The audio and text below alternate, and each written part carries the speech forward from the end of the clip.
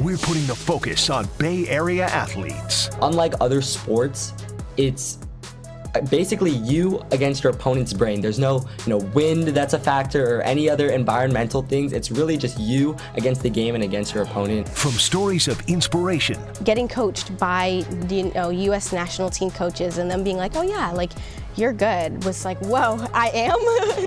To hard work and perseverance. Coach Dennis, he really cares about the team in wrestling, and he brought wrestling here, and I really appreciate that. We're highlighting accomplishments that don't always get the recognition they deserve. Sports Focus starts right now.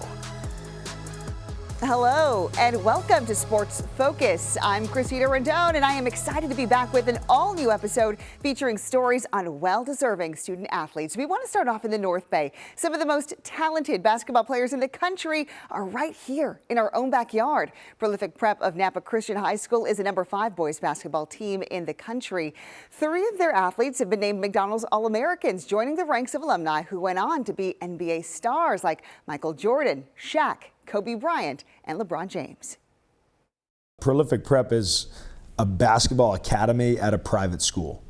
And so all of our kids attend Napa Christian, which is a K through 12 private school. It's been around for 101 years. Great education, great coaching, great basketball, everything. We just work hard towards our goal. Darion Reed and Aiden Sherrill are friends, teammates, and seniors at Napa Christian who play for Prolific Prep. It's a great relationship, man. That's my guy. When I first met them, their height stood out. Okay, so you're how tall? 6'11". 6'7". I'm 5'7". I'm wearing heels. Cheryl is from Detroit, Michigan. Reed hails from Gulf Mecca, Augusta, Georgia. Both recruited to leave their hometowns to join the private boys basketball team in the North Bay. Sometimes you got to get uncomfortable to make that next step, and that's what I had to do. My mom was like, I'll come with you. So I was like, that made me comfortable. And I was like, okay, I can do this. I live with the host family. Oh, okay. Where, in Napa? Yes. How's that been? It's been cool. They're very welcoming, great family. It feels like a second home. Their head coach, Ryan Bernardi, says Napa is a unique place for these players. Parents love it because they come and drink wine and eat great food, but there's nothing for anybody under 21 to do, which is great because the only thing they can do is get in the gym or do their schoolwork and get better. And that's what they've been doing, focusing on workouts, diets, and cleaning up their game, everything geared toward next-level development to play in college and hopefully the NBA. In Augusta, I'd be distracted by a whole bunch of things, hometown, you're a big name in the hometown. A lot of stuff can get to you, but here, I'm away from everything. I can just focus on basketball and school. Add on demanding schedules and balancing out-of-state travel and games. This year we'll play 41 games, and 6 will have been in the state of California, which is a great challenge for these guys who have hopes of playing at the next level. Cheryl and Reed are each committed to Alabama in the fall with hopes of following in the footsteps of the greats. My favorite player is LeBron James, the GOAT himself. That's self-explanatory. I don't really have a favorite team, but I follow everywhere Kevin Durant goes. Alongside a third superstar teammate, Zoom Diallo, these 3 players have been named to the McDonald's All-American team. It's a blessing knowing that all the hard work I put in has paid off, and just knowing that my mom, the late nights in the gym with me, early mornings in the gym with me, has paid off. It was a crazy experience. Felt surreal at the moment. And my mom and my brother, they congratulated me by calling. The best thing about Darion, Zoom, and Aiden is they were raised really well. They're great kids with no ego, and they were rewarded for that. Bernardi, who says he was cut from his JV basketball team in high school, says it's a rewarding experience to chase his dreams of coaching while helping these players chase their dreams. I was an awful player that loved the sport, and then realized as I kind of was coaching at a very low level while I was in high school, I realized what an impact you can have as a coach on players and how much you can help them achieve their dreams. And when you look back on this team 4, 5, 6, 7 years from now, it'll go down as one of the most talented high school teams of all time. You've got 3 McDonald's All-Americans, Darion Reed, Aiden Sherrill, and Zoom Diallo. You've got 2 #1 players in the country, A.J. DeBonsa and Tyron Stokes. You've got 3 to 4 other high major Division I players on the roster. So you could be looking at a team that's got 10 Division I players and may end up having 4 or 5 NBA players on the same team. That praise puts things into perspective for these young men. I feel great. It's a blessing and an honor for sure. These players say they hope they can inspire younger kids. The McDonald's All-American game will be held next week, April 2nd, at the Toyota Center in Houston. And we want to shout out a couple of basketball teams from Oakland that had stellar seasons, starting with the Oakland High Wildcats varsity girls basketball team. They won the state championship in their division, beating the Montgomery Aztecs of San Diego by a score of 56-50. I've never played in such an intense game, so it just let me know that I can overcome it and play good. And this team, you know, it really mean a lot to me. Like, these are really my dogs. We've been together for a long time. And every success, all the success we had, all the points, like, it really come from them because everybody, like I said, everybody came to practice, everybody put the work in, and we played together and we played team ball, so that's how we won this game. The Wildcats ended a 14-game winning streak for their opponents, and although they were ranked last heading into the playoffs, they persevered, the perfect ending to their Cinderella season. Coach Hart always tells us to keep playing till the buzzer goes off, so we're not really satisfied until, you know, the clock ticks off at the end of the game and we officially have won. So we just tried to keep playing until, you know, the final buzzer went on, and that's kind of when it really sunk in for all of us. And that is the team captain for the Oakland Tech boys basketball team. They also captured a state title. The Bulldogs bringing back their first state title in school history. It was a dominant performance for the CIF Division II state championship. They beat Centennial Bakersfield 79-55. Congratulations to both of those teams on their success. Up next, she's an Olympic hopeful who has dedicated 14 years of her life to gymnastics. We'll give you an in-depth look at this teenager's training and international career. But first, let's put the focus on another Bay Area athlete. My name is Siddhi Sharma. I'm an 8th grader at Bret Harte Middle School, and I love the 49ers because they're local and they've been doing really great things for the school district and for me.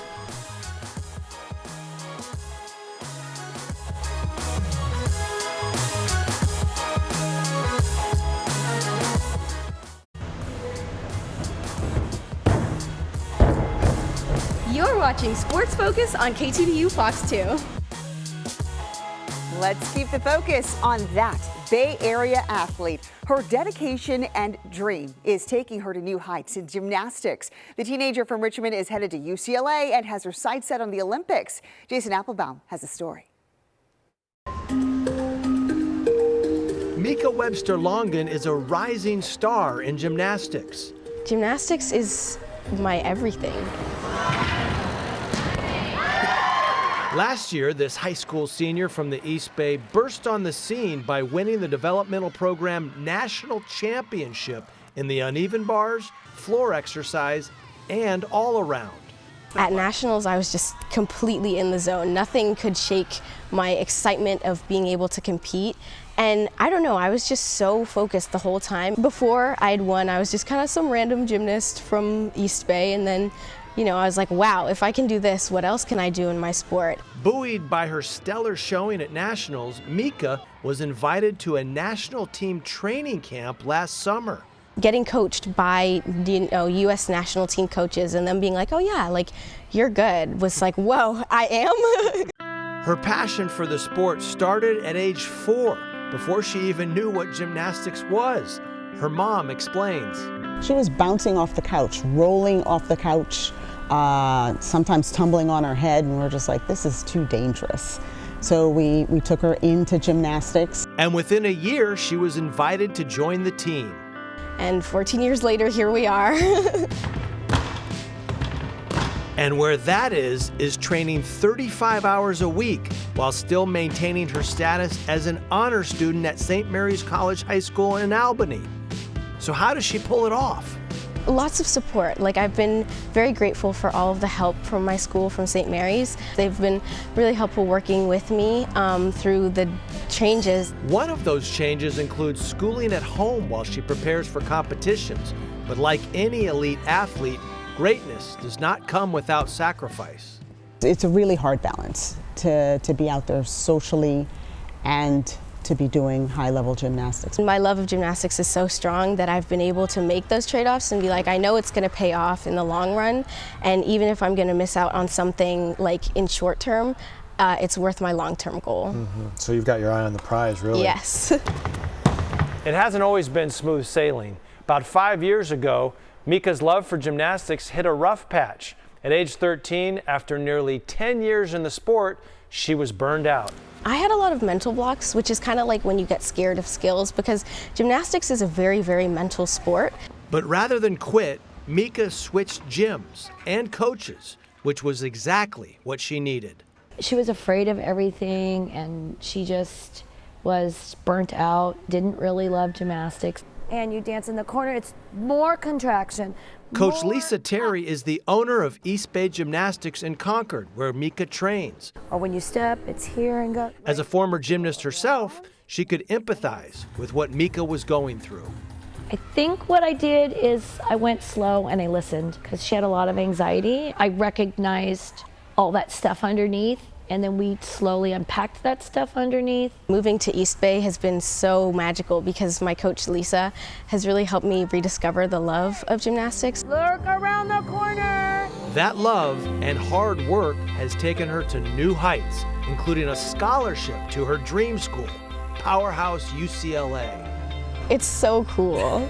Yeah, I mean, when I was 8 years old, I remember watching UCLA floor routines and being like, I want to do that. I couldn't imagine myself anywhere else. And if becoming a Bruin wasn't enough, Mika, whose father is Belgian, earned a spot on their national team, putting her one step closer to making it to the pinnacle of her sport. My dream was to go to the Olympics. You know, most baby gymnasts' dreams are, and it's the same as mine. So being able to actually achieve that, knowing that so few people do, would be just amazing. Coach Terry says with Mika's continued hard work and dedication, the 2028 Olympics are definitely within her reach. She's not even close to what she's capable of. She has so much gymnastics left in her. I think Mika can go as high as she decides she wants to go with it. Jason Applebaum for Sports Focus. By a show of hands, who's the best chess player? Jonathan, I feel like that's you. Up next, a conversation with these kings and queens of chess. How these students are working to bring speed chess to Bay Area high schools. And still ahead, wrestlers are back on the mat at Alameda High School. The push for this program to return after a 40-year hiatus.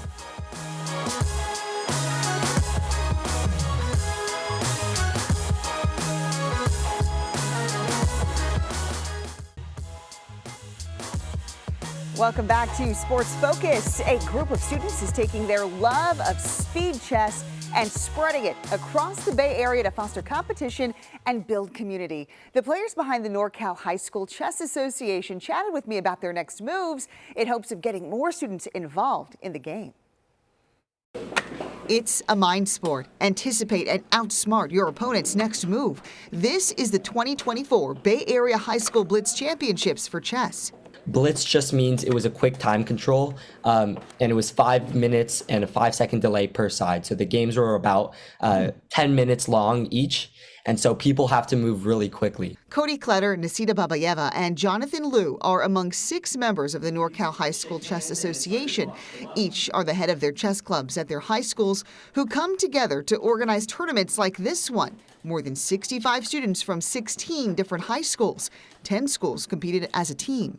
The third place team was Nueva, the second place team was Harker, and first place was Evergreen Valley. In high schools, especially in the Bay Area, even though there's been such a boom in chess recently and all these new people taking on chess as a hobby during the pandemic, there wasn't any chess competition at the high school level in the Bay Area. And so that's basically what our organization has been trying to work towards, which is hosting these tournaments so that these people who love chess just as much as we do can come together, play chess, be able to compete against other high schools and really form that community.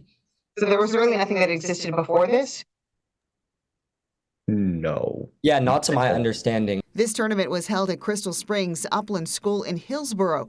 2 others were held at Menlo School in Atherton last year. When I joined this organization, NHSCA, they were really welcoming, and there's a really big community of high school chess players. I really fell in love with chess and started playing it a lot, especially in middle school during COVID. And yeah, I've been having a really I have a really strong support system with chess. A lot of people in my family play it, and I've had really good coaches. When you're really moving the pieces, you know, and you feel that pressure, oh, what's my next move? What's my next move? Like you don't get that, you get that sort of pressure in sports, but you also like your heart starts pounding, like your fingers get shaky, your palms are sweaty, you know, all that. And I feel like just that intensity and that adrenaline rush that you get from playing the game when you really care about it speaks to why chess is considered a sport. Unlike other sports, it's basically you against your opponent's brain. There's no, wind that's a factor or any other environmental things. It's really just you against the game and against your opponent. Money raised at these tournaments either go to purchase chess equipment for at-risk youth or reinvested into the organization for future tournaments. Their next move, more community service. Our next steps is that we're trying to get some of the people that played in our tournament to volunteer at nursing homes to play chess with people at the nursing homes, and also at different special ed programs to play with the students there. This is an open event. It's not just for chess players who are like experienced with the game. It's for novices to anywhere to pro, right? We want anybody and everybody to come to these events. Just because when you're sitting 3 feet across from the board from someone else, you really get that conversation started. You know, it can be about chess, it can be about something else. And from there, that's where friendships bloom. And I think that's where like communities really start to flourish. And that's what we as an organization are trying to do. We're trying to build an amazing community to support each other. Plans are already in the works for another chess tournament. So if you're interested to play chess, you want to meet other people or compete, visit nhschess.org. This is their website for more information. Up next, it's a wrestling program growing at a rapid pace. Hear from the athletes about bringing back the sport of wrestling to their high school and the success that's followed.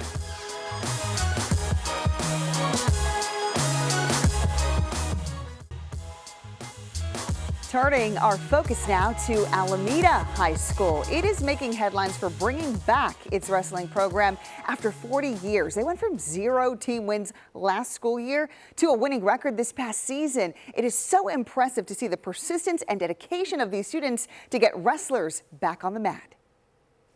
People don't even realize that we even had a wrestling team 40 years ago. It's the sequel to the wrestling program at Alameda High School after a 40-year hiatus. My dad talked to the athletic director the year before, asking if there was a wrestling program, but there wasn't at the time. I went and I looked through all the yearbooks, and I took pictures of every page that I could find the wrestling team on, and there was only like 5 pages. 17-year-old VJ Spencer was interested in wrestling, so she pushed her dad, Dennis Spencer, a teacher and wrestling coach, to move to her school and start the program again. Spencer is a former wrestler himself who was part of the U.S. national junior team in 1987 that competed in the Soviet Union. Really, it was my daughter. She wanted to do it. And it was a little bit of an uphill battle because it was a community that hadn't had wrestling in 40 years at the school. Administration was supportive, but reviving a team a few years ago was tough. The contact sport was shut down during COVID.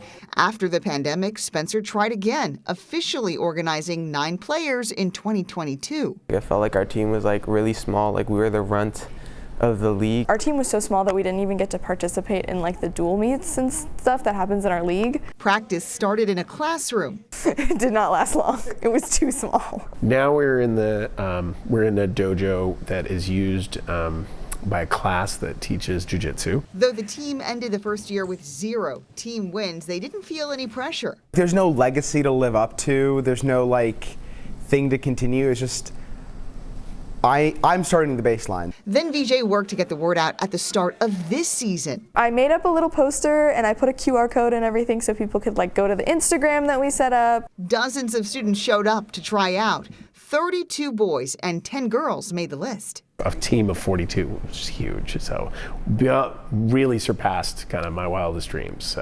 And was a little overwhelming. Aside from a new wrestling mat, they added 2 assistant coaches, including Eric Bustos. I think it's a great sport. You love it? I love it. The kids are great, and I like to be a motivational person. He teaches these athletes that wrestling is great preparation for life after high school. You'll be successful at anything because, you know, when you hit adversities or anything like that, you can always remember that wrestling was harder than this. And these students already love the sport. I like the physicality, like the grit. Wrestling has made me grow as a person a lot, like in terms of my mental toughness. You are responsible for your own victories and defeats, but like there's also the team with you. So it is the perfect blend of like compassion and teamwork, along with like individual responsibility and prowess. Even though it is an individual sport, you still like have a team experience. The team had a winning record of 5 wins and 3 losses this season, plus their own spread in the yearbook. Without like the willingness that my dad had to make the team, then it wouldn't be here still. I was telling my wife that this is one of the most enjoyable coaching experience I've ever had. Like, I really enjoyed coaching the kids this year and really seeing them advance. Spencer now has a core group of freshmen and sophomores that will continue to develop their skills, growing and sustaining wrestling at Alameda High. It's not going away again. We don't ever want that again. And finally, our focus finds a group of girls who perform their sport with grace, agility, and athleticism. These dancers recently in the spotlight of a big stage.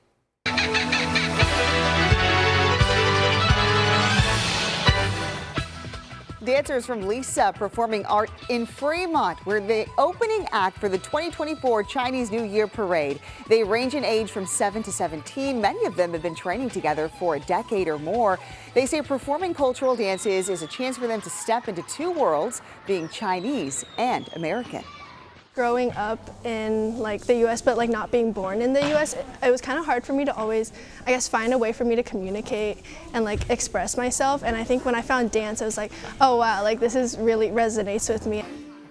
The team has won first place in national and international competitions and caught the attention of parade organizers after performing at a Golden State Warriors halftime show last year. Lisa Performing Arts will celebrate its 20th anniversary this year with a special performance at the Jackson Theater at Ohlone College in May. If you missed any part of the show or just want to see it again, head to our website, KTVU.com. We'll have it posted there shortly after we wrap up. Also, we're looking for the next incredible high school student athletes to feature. Send us your videos with your name, your sport, what you're looking forward to this season. Or if you have a story that you think we should hear, please send us an email to newstips@fox.com. We look forward to putting the focus on your story next. Thank you for joining us on this edition of Sports Focus. I'm Cressida Rodone. We'll see you next time.